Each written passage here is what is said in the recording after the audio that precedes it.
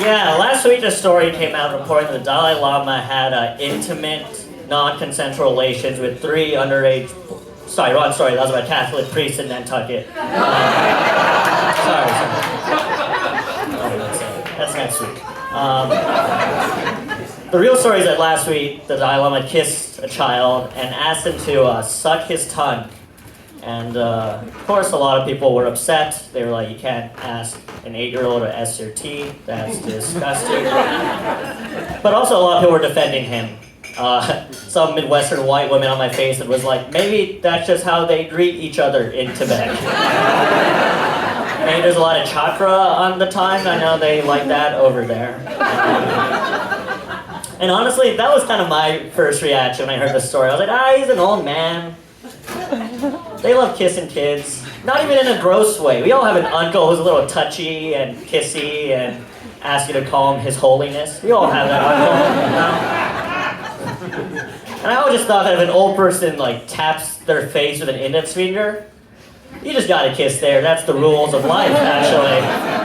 Once you turn past 65, the index finger thing is just binding for everybody. I'll be honest, this is a kind of a bummer story for me. Growing up, I wasn't really raised religiously. But as a kid, I watched like Avatar, The Last Airbender. And I got like way into Buddhism, like as an 8-year-old. Like most kids growing up were into dinosaurs or cars. I was into letting go of the material world. That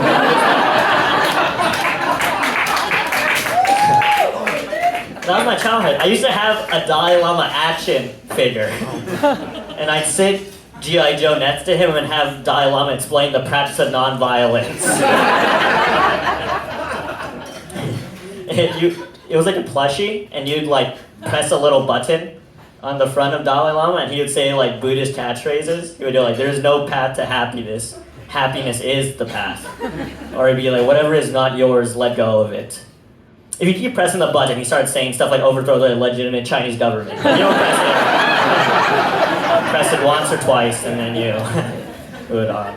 Yeah, I was a Buddhist kid growing up. I would like follow the teachings of all the major spiritual Buddhist leaders, the Dalai Lama, the Panchen Lama, Adrian from Yoga with Adrian. Yeah, leave her out of this. Did y'all have a kid who meditated during lunch in your high school?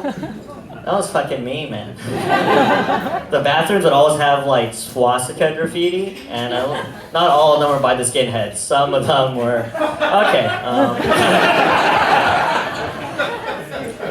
But that's why this whole like incident, the Dalai Lama incident, is like kind of painful to me.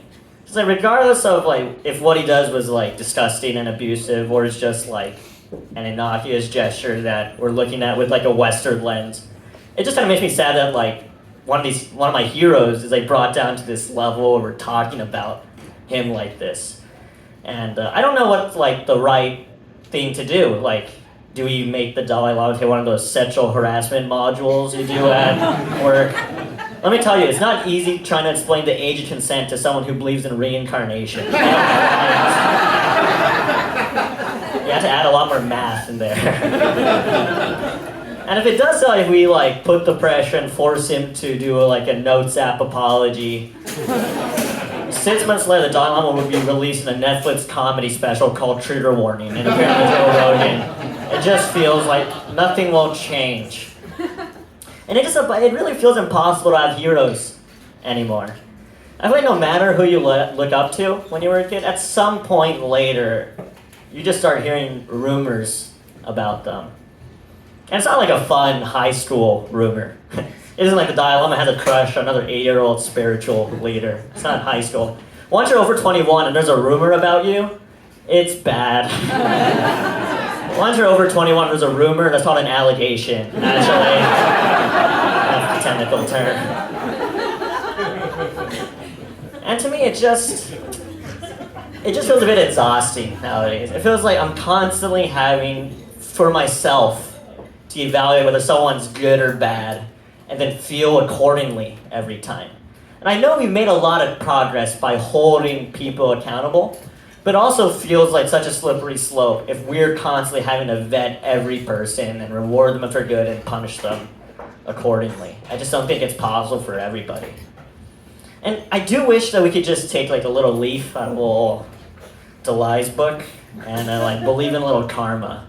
You know, instead of being responsible for judging, can we just like kind of hope that good things happen to good people and bad things happen to bad people? And maybe the universe makes it right? And maybe there is a chance that the universe has made things right. Maybe instead of the reality, which it seems like Dalai Lama just kissed an 8-year-old boy and traumatized him. Maybe instead Jeffrey Epstein died and was reincarnated as an 8-year-old.